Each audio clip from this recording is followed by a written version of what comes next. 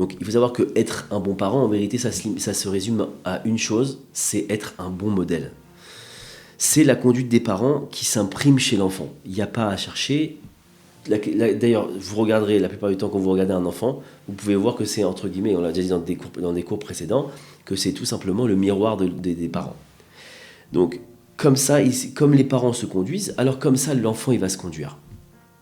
Ce qui explique quoi? Ce qui explique qu'il y a des gens qui sont assez simples, qui n'ont pas fait spécialement d'études, qui ne sont pas spécialement très intelligents, et pourtant, on voit que leurs enfants ont de bons traits de caractère et sont des enfants avec une éducation merveilleuse. Pourquoi? Parce que tout simplement, ces personnes-là, ce sont des personnes qui ont travaillé sur elles, qui ont un bon fond, entre guillemets, et que ce qui a permis à l'enfant de pouvoir capter ça et de pouvoir s'en imprégner, et ce qui a fait que l'enfant a reçu cela. Et il faut savoir qu'il n'y a aucune université, aucune école entre guillemets d'éducation, aucun livre, aucun psychologue ou qui que ce soit peut passer outre ce mécanisme-là. Et on a beau connaître tous les livres des techniques de l'éducation, malgré tout, si les parents ne sont pas entre guillemets éduqués, alors l'enfant, on peut monter et descendre, l'enfant ne sera pas éduqué. C'est une règle claire.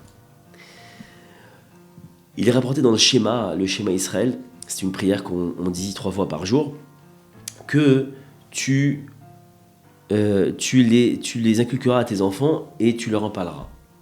C'est dans un des passages du schéma. Et de là, en fait, de quoi ça parle? Ça parle tout simplement de l'éducation, de l'obligation de l'éducation qu'ont les parents. Alors, et elle est citée, donc, comme je l'ai dit en introduction, c'est une prière qu'on fait 3 fois par jour. Donc imaginons l'importance de cela, puisqu'on l'a répété 3 fois par jour. Donc de là, on comprend que c'est une chose fondamentale d'éduquer ses enfants. Et on dit aussi Veshinantam levanecha, tu leur enseigneras. Pardon. Ça veut dire quoi? Ça veut dire que il y a une mitzvah pour les parents d'enseigner aux enfants la Torah et les préceptes. Alors, oui, il y a les écoles juives, oui, il y a le Talmud Torah, oui, il y a toutes ces choses-là, et c'est excellent. Maintenant, c'est